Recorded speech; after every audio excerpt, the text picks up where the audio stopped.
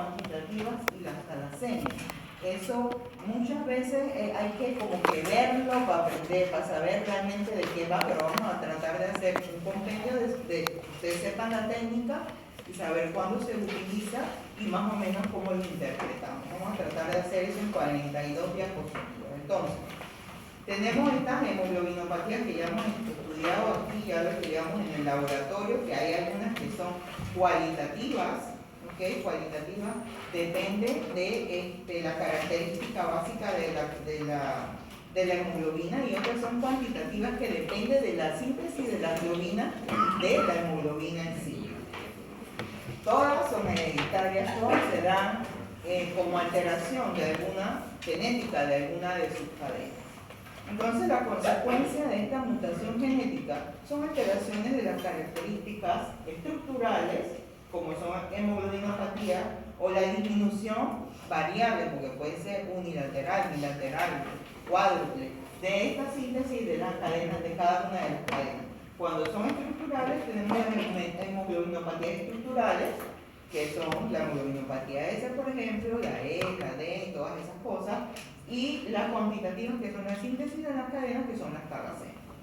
Entonces, su estudio, como ustedes ya saben, va ligado a la historia clínica del paciente y sus antecedentes, pero más allá de su etnia, ¿sí? De dónde vienen, del mundo, si son del Mediterráneo, si vienen del África suroriental. Hay mucho que tiene que ver con estos polimorfismos. Yo creo que ustedes no desconocen el tema de la malaria y su relación que tiene con la hemoglobinopatía S, ¿no? Que es un mecanismo evolutivo que evita que se vayan a contagiar la gente de malaria, sobre todo en África, ¿no? Entonces, las personas que vienen de allá tienen la tendencia a tener estas alteraciones genéticas más frecuentemente que en otros lugares, o como en el Mediterráneo, donde predominan las talasemias.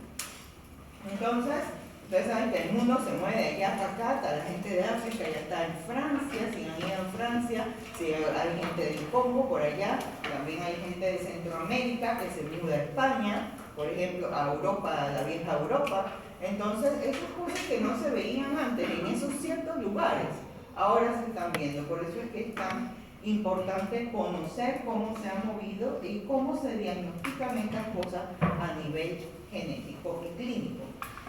Entonces, tenemos estas mutaciones que son puntuales, pueden afectar, como ustedes ya saben, por la simple sustitución de un solo aminoácido, con una expresividad clínica que varía mucho dependiendo de dónde se encuentra la mutación.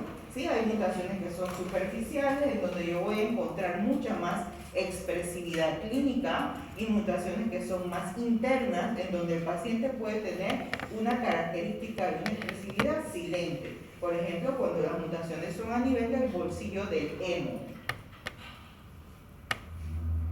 Entonces, en este cuadro ustedes pueden ver, dependiendo de dónde yo localizo una mutación, cómo va a ser la expresividad genética del paciente. Por ejemplo, si es algo que está en la superficie del glóbulo rojo, yo voy a tener una consecuencia importante derivada de lo que ya ustedes saben, de que la carga de esa membrana es negativa para repeler el endotelio vascular. Si yo tengo una mutación de superficie, yo tengo alteración de la carga, y por supuesto que la electroforesis o su expresividad va a ser diferente. Ahorita vamos a ver que esto es la electroforesis. Casi siempre la estabilidad molecular, cuando es algo de superficie, es normal, y podemos encontrar pacientes, claro que sí, asintomáticos si la mutación es superficial. Pero si tengo una alteración mucho más avanzada del bolsillo donde se almacena el M, yo, además de tener expresividad electroforética, tengo una estabilidad molecular disminuida. ¿Qué es lo que es eso? Ustedes saben que la molécula de hemoglobina tiene que ser capaz de soltar el oxígeno cuando lo necesito. Si yo no tengo una buena unión de la globina y del hierro en ese bolsillo, entonces yo no puedo entregar el oxígeno en los lugares donde debería, y de ahí la estabilidad molecular alterada en esos casos. Y su expresividad clínica, que como lo es la cianosis, ¿no? Si yo no puedo entregar el oxígeno donde yo lo necesito. Entonces, las técnicas diagnósticas son dos grandes grupos. Es el grupo de lo normal, el que hace todo el mundo, las técnicas generales, Y las técnicas especiales, cuando las generales no logran determinar cuál es la hemoglobinopatía presente en el paciente.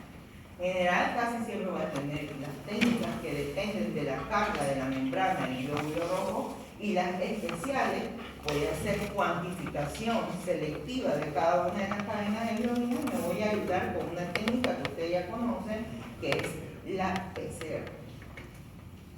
Entonces, de las generales, tenemos la electroforesis convencional de hemoglobina. ¿Qué se basa eso?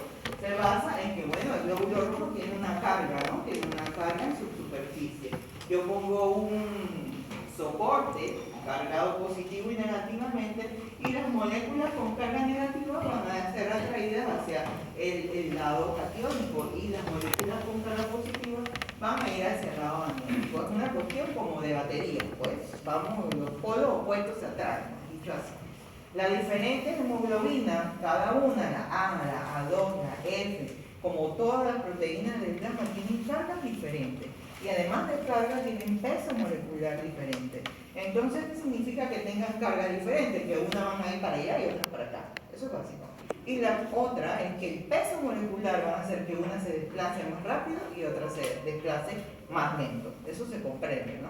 Entonces, de ahí deriva algo que se llama patrón electroforético de las hemoglobinas. Y así yo puedo darme cuenta si el paciente tiene una hemoglobina u otra.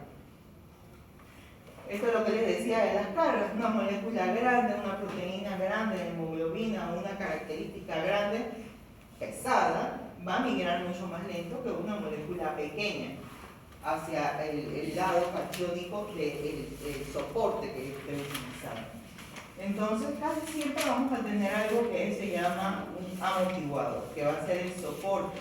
Tenemos muchos soportes que podemos utilizar, el agarre, la celulosa, tenemos varios que cada uno tiene sus características y sus usos. El que nosotros más utilizamos es el acetato de celulosa, el de agar y la poliacrilamida. Son los tres que utilizamos con más frecuencia. Entonces, en la práctica diaria, lo que ustedes van a encontrar por ahí, en todos los lugares, RAL, laboratorio delgado, San Ángel, o sea, lo que tiene todo el mundo, es el acetato de celulosa con este pH 8.6. El pH tiene su porqué, que lo vamos a ver ahora.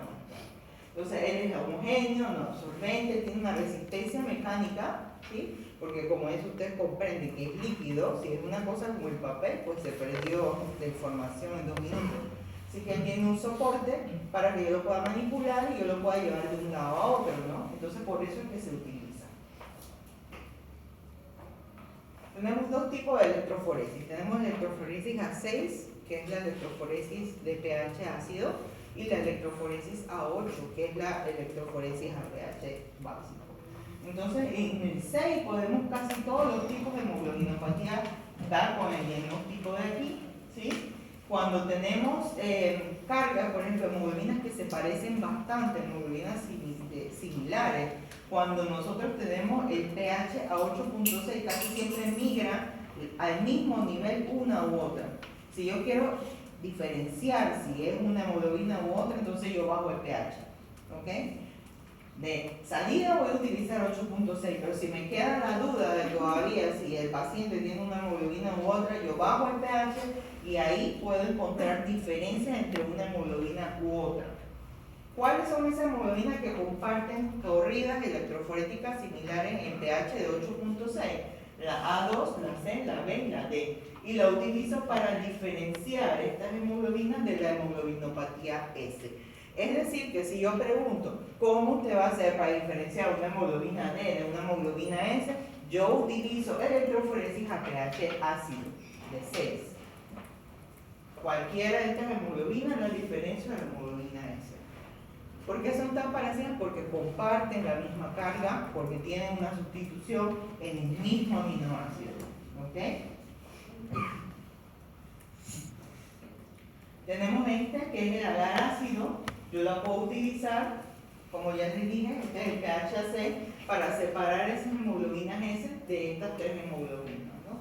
Es rígido y tiene este soporte, que es el gel de agar. Y ahí yo voy a tener una mejor resolución de la corrida electroforética y separar esas hemoglobinas que al final son hemoglobinas estructurales que se comportan igual, pero yo tengo que hacer diagnóstico por el tema de la consejería genética del paciente.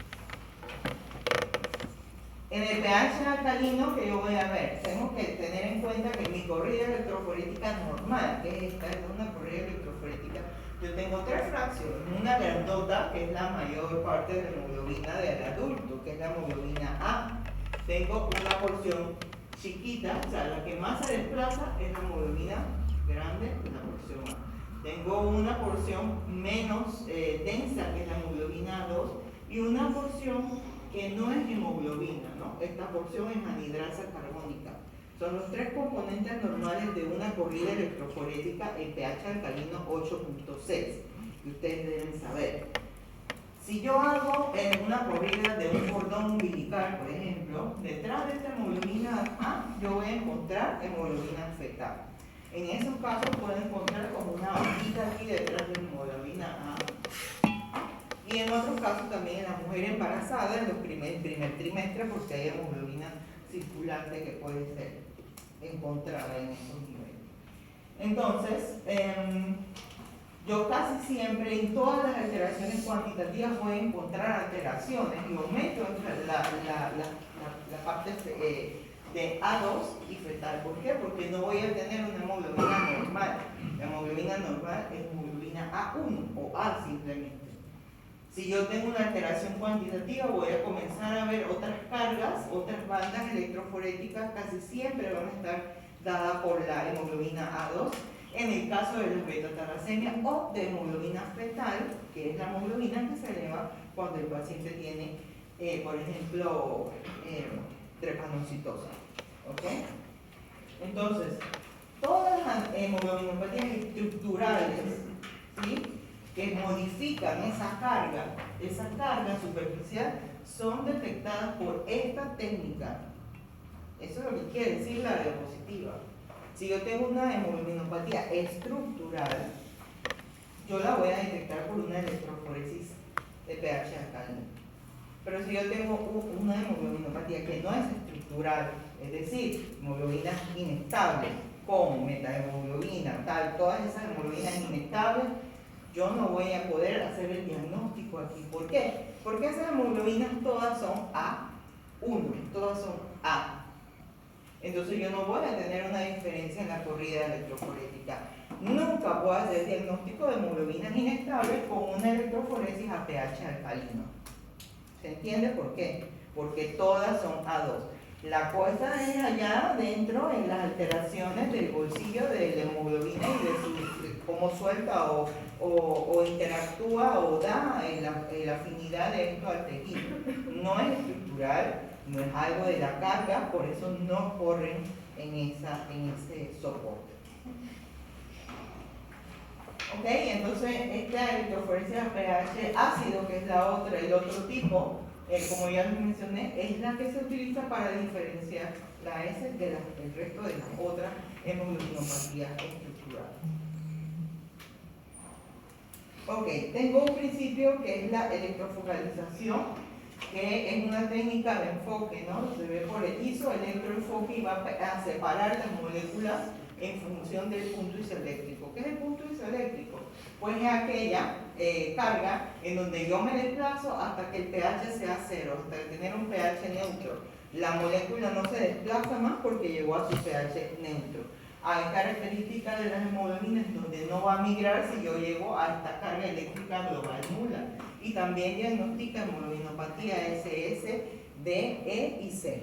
O sea, que ustedes pueden utilizar este enfoque de isoelectrofocalización o también pueden utilizar la electroforesis de proteína normal para hacer la diferenciación entre las hemoglobinopatías estructurales, no las inestables.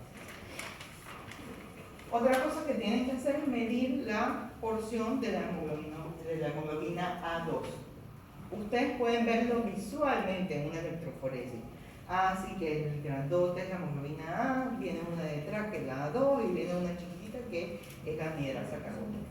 Ustedes la pueden detectar, la porción A2 así, eso es visual. Pero si ustedes tienen un paciente con una talasemia, ustedes sospechan de una talasemia, es mandatorio, obligatorio, saber la proporción de esa hemoglobina A2, porque hay un valor para esa hemoglobina A2. Si ustedes lo hacen en una electroforesis de hemoglobina normal, no van a tener ese valor. Ustedes podrán decir, tiene un A2, pero no saben si es una talasemia. Entonces lo que tenemos que hacer es medir, ¿sí?, mediante la cuantificación de la hemoglobina A2, el valor. Y esto se va a hacer por dos técnicas. Esta técnica electroforética de elusión y la microcolumna, que es un gel de agar celulosa en específico. ¿Y yo qué voy a encontrar? Que en un adulto normal yo tengo entre 2.5 y 3.5% de hemoglobina A2 mandatorio. Lo que está por arriba de eso, sobre todo arriba de 3.8 y 7%, yo veo un patrón electroforético así, y tengo el valor de la hemoglobina A2 arriba de 3.8, ese paciente muy probablemente tenga una talasemia.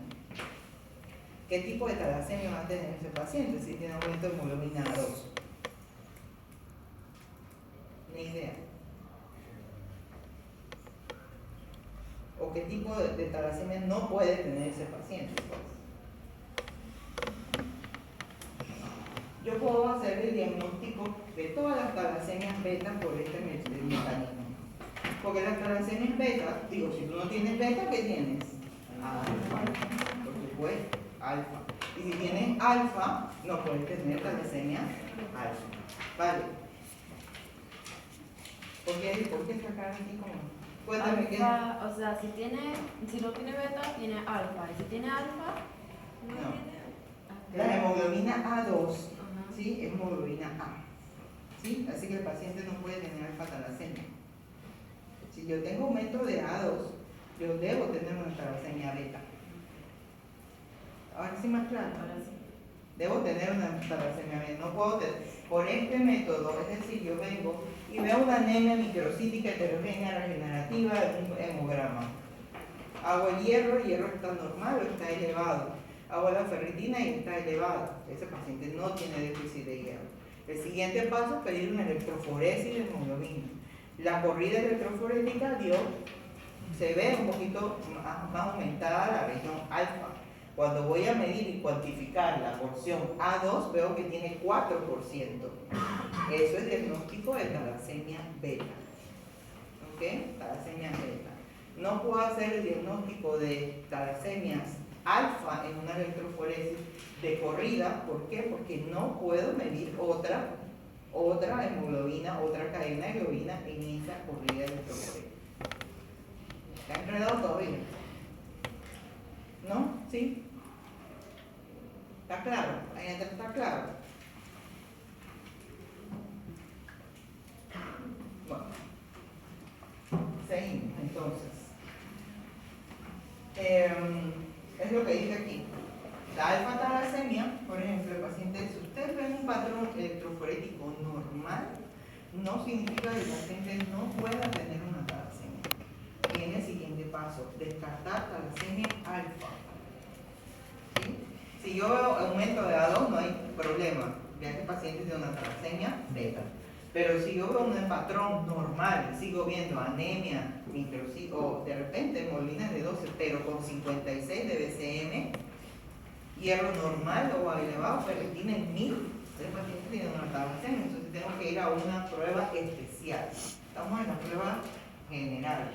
Entonces, es lo que dice aquí.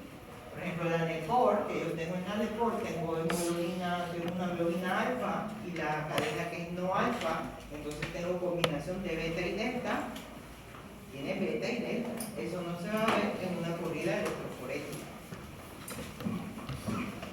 Entonces, para medir hemoglobina fetal, que es otra cosa que tienen que medir, sobre todo nos interesa en los casos de la hemoglobinopatía SS, la anemia drepanocítica. Aquí nos interesa hemoglobina fetal. Yo puedo hacerla por dos métodos tradicionales, todos son manuales.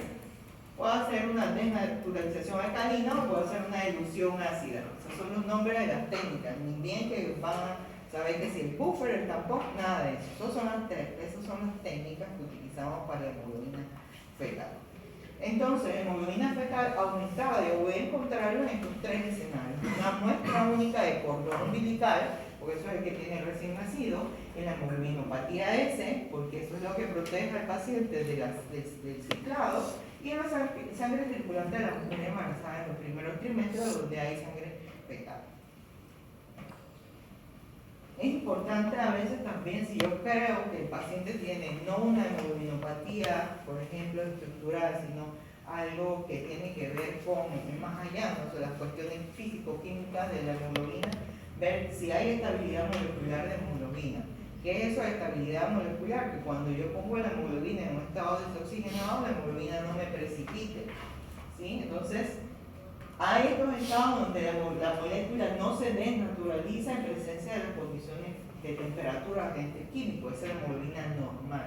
Pero en condiciones en donde hay estrés, fiebre, sepsia, agentes químicos, hay una hemoglobina que se tiende a desnaturalizar sí o sí, que son las hemoglobina inestable, ¿no? Que son estas mutaciones que tienen carácter neutro. ¿Por qué yo digo que tienen ese carácter neutro? Porque siempre voy a ver la corrida electroforética como la de un adulto normal. Sin embargo, tiene consecuencias, ¿sí? No hay cambio en la variación de la cara, pero tiene consecuencias que se derivan de la alteración de esa molécula. No entrega el oxígeno, se denaturaliza mucho en temperatura de muchos grados, en agentes químicos, entonces yo tengo una hemoglobina inestable. Lo que quiero ver es si la molécula precipita. Entonces, casi siempre las alteraciones son en el bolsillo donde yo almaceno el grupo hemo. Aquí. Yo puedo hacer esta desnaturalización en vivo de esta hemoglobina para ver si hay precipitados. Número 1, precipitados de la hemoglobina ante ciertos factores. O 2, puedo ver si hay directamente cuerpos de genes, que son los precipitados en estos casos. Esto es lo que más o menos se ve. Siempre tengo que tener dos tubos con una sangre control, que es la normal, y una sangre problema. Yo pongo al paciente a incubar, el tiempo de incubación casi siempre es 2 horas y tiene que ser a temperatura más elevada que la temperatura corporal. Y tengo que ir viendo cada una de las horas si aparece este precipitado, que aquí bueno, no se ve bien, que es como un precipitado más chocolate en el fondo del tubo. Si esto precipita, entonces yo tengo una hemoglobina inestable de ese paciente y me hago el diagnóstico con eso. Ya saben que no se hace por corrida electroforética. Lo puedo hacer con alcoholes, puede ser por alcohol, que es este, isopropanolol, o puedo hacerlo por el calor, que es a 50 grados. Ambos lo que quieren ver es lo mismo, el precipitado en el fondo del tubo de visión. Hemoglobina M también la puedo utilizar para ver las hemoglobinas inestables, ¿no? Porque hay cadenas que van a estabilizar el hierro, ¿sí? En su forma férrica o oxidada. Esto tiene que estar la pregunta de Bond, ¿no? De nuevo aquí. El hierro lo vamos a transportar en su forma más 3. Si eso no pasa, sencillamente la molécula no es capaz de entregar el oxígeno a los tejidos y voy a tener entonces cianosis de piel y de mucosa. La cianosis no se alivia con ninguno de estos tratamientos porque el paciente ya tiene una alteración autosómica dominante y tiene una cianosis permanente derivada de eso. Entonces nada más se puede hacer por la determinación de esta hemoglobina. Yo puedo tener un fraccionamiento electroforético especial para estas hemoglobinas de tipo M, que son hemoglobinas inestables. Ya se lo he dicho. Esta hemoglobina M tiene un patrón electroforético de corrida normal en un adulto normal, excepto si yo hago algo diferente para separarlo. Y entonces este algo diferente, ¿qué es lo que es? Yo añado ferrocianuro potásico a la muestra del paciente y esto va a hacer que el hemolizado tenga dos componentes.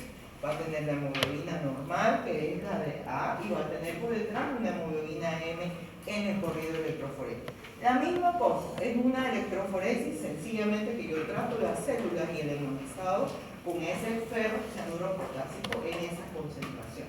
Y es importante que lo hagan una electroforesis con pH alcalino de 8.9. En la anemia falciforme, entonces yo puedo utilizar, además de la corrida electroforética y evaluar cómo está el porcentaje de hemoglobina fetal, puedo evaluar la hemoglobina S agregando un agente reductor. Este agente reductor, ¿cómo se llama? ionito sódico. Es la prueba más específica para hacer el diagnóstico de hemoglobinopatía S. Entonces, voy a tener tres clases de resultados cuando hago ese patrón.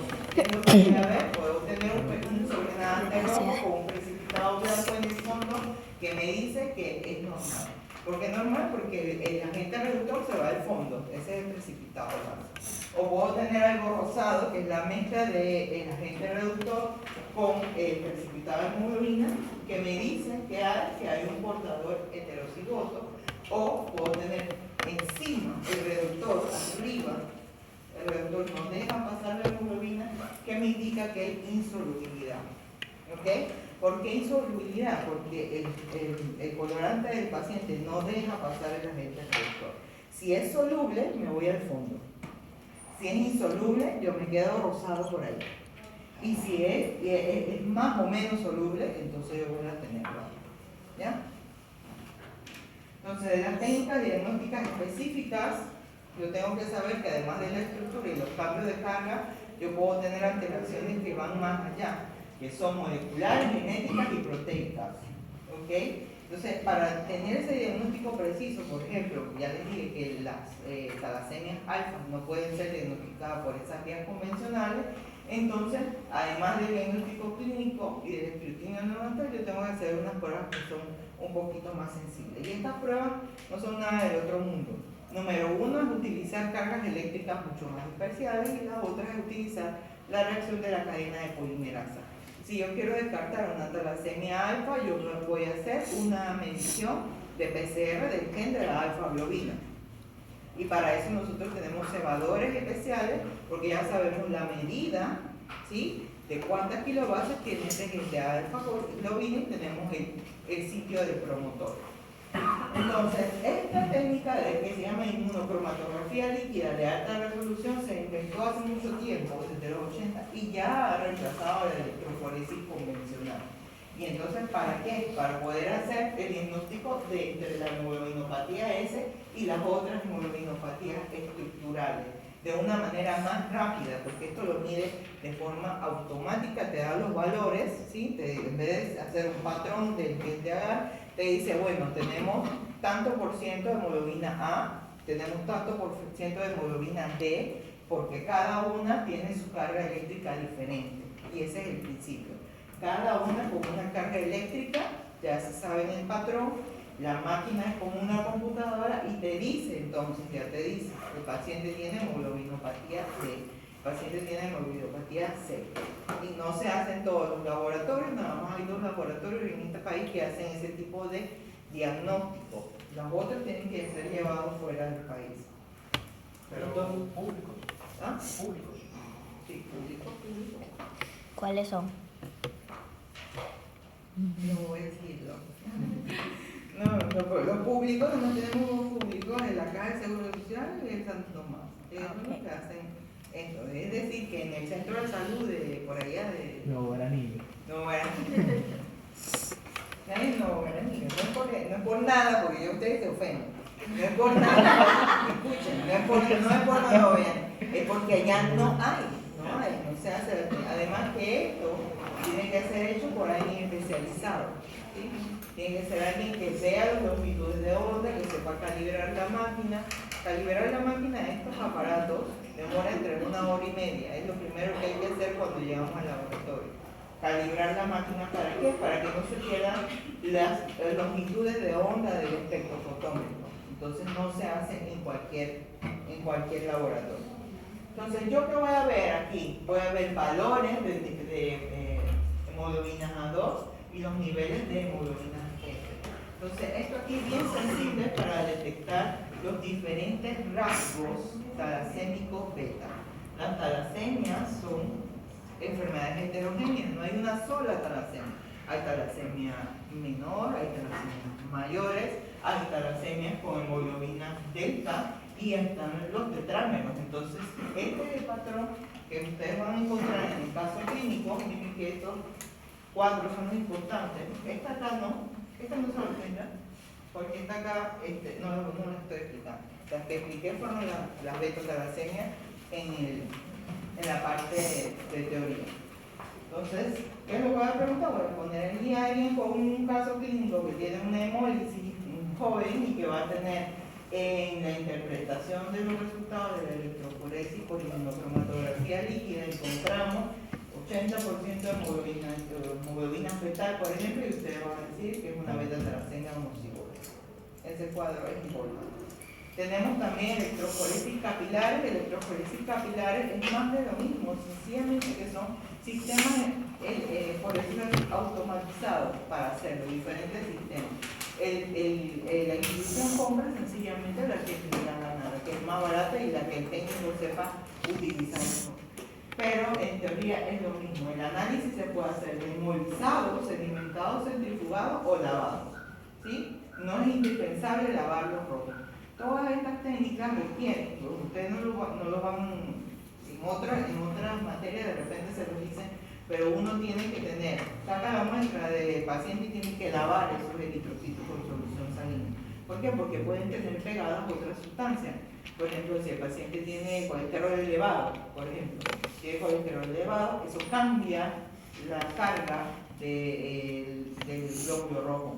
Entonces, para eso yo utilizo un lavado de 3 veces, ¿sí?, a unas revoluciones para hacer el lavado de esos eritrocitos. En este caso, el electroforesis capilar no necesito hacer ese lavado, ahorrándome un paso importante de tiempo y también de dinero del laboratorio. Bueno, entonces esto de repente han visto estos que son los patrones electroforésicos, los normales, que es lo que vamos a encontrar en un adulto. Encontramos un pico que es la hemoglobina A, que es lo que mayormente tiene el paciente. Vamos a encontrar poquita hemoglobina fetal, que no debe ser más del 3%. Si tenemos más del 3%, entonces ya vamos pensando en un heterocigoto de hemoglobinopatía S. Y la hemoglobina 2 de 2%, un piquito aquí, no más del 3.5. Si aquí yo tuviera un 3.5 más, este paciente posiblemente tiene una talasemia. ¿De qué grado? No lo sé, eso lo voy a hacer midiendo con las otras técnicas especiales. Y esta es un patrón electroforético de un recién nacido. Este recién nacido tiene un aumento de hemoglobina fetal y tiene hemoglobina 2 en un 70, arriba de un 70%.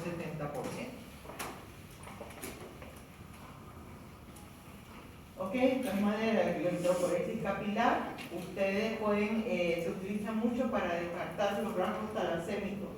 En los rasgos talasémicos, si yo quiero saber si el paciente tiene un rasgo, el paciente no me va a dar esta cosa por electroforesis capilar. Yo tengo que hacer un análisis mutacional y por vía de PCR extrayendo ADN del paciente. Entonces no puedo hacer el diagnóstico de un rasgo talasémico mediante electroforesis capilar. Esta técnica, que es muy laboriosa, no se utiliza realmente hoy en día, que es de sintetizar in vitro cadenas de hemoglobina. Sencillamente ya yo sé los aminoácidos en bloques que se utilizan para hacer hemoglobina A, hemoglobina beta, delta y gamma. Yo sencillamente agarro ese poco de aminoácidos en un caldo de cultivo y veo la síntesis de las cadenas de hemoglobina. Sencillamente, si falta una, por ejemplo, si faltan 2 cadenas alfa, el paciente tiene una talasemia alfa. Es muy útil para hacer los casos de talasemia. Para el diagnóstico molecular de beta-talasemia y alfa-talasemia, como ya les había mencionado antes, lo tengo que hacer, el diagnóstico preciso se hace utilizando el PCR, la versión de cadena de polimerasa, sabiendo cuántos kilos de base yo voy a tener para saber el flanqueo del promotor, para tratar de tantear más o menos la longitud de ese gen. ¿Para qué? Para hacer estas dos cosas: consejo genético del paciente cuando se va a casar o antes de su progenie, y el diagnóstico prenatal de ese paciente para saber si es de la tara, que es talasémica completa, o talasémico heterocigoto. La diferencia es el requerimiento transfusional de ese paciente y el seguimiento de las complicaciones a largo plazo de la misma talasemia. La alfa-talasemia también pues, se hace por PCR. Yo tengo que saber que tengo 2 tipos. Yo tengo la talasemia mayor. ¿Sí? En la talasemia mayor yo voy a deshacerme de todo el complejo de las cadenas de alfa-globina o la talasemia menores, en donde yo solamente pierdo 2 de esos genes. Y así entonces poder saber cuál va a ser los pares de base que voy a utilizar para hacer el diagnóstico, ya sea de una o de la otra. Lo más frecuente es que yo tenga dos tipos de elecciones. Tengo esta elección, una que tiene 3.7 kilobases y una elección que es un poco mayor. Yo primero tengo que hacer una extracción del DNA para realizar 2 corridas electroforéticas en 2 tubos sanguíneos del mismo paciente con un control, midiendo la agenda y el promotor de 3.7 kilobases y 4.2. Dependiendo de la que yo encuentre, mutada o no, el paciente va a tener una talasemia menor. Si es solamente una, por ejemplo 3.7 y 4.2 está normal, entonces tengo una talasemia menor.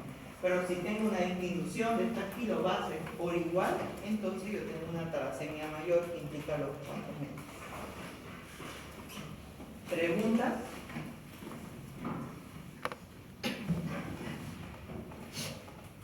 Preguntas ahí con respecto a las técnicas. Quedamos que el parcial va a ser este martes. Ok, entonces, Académico mandó a hacer una revolución ahí de los porcentajes. Mandó a bajarle los porcentajes a los exámenes parciales,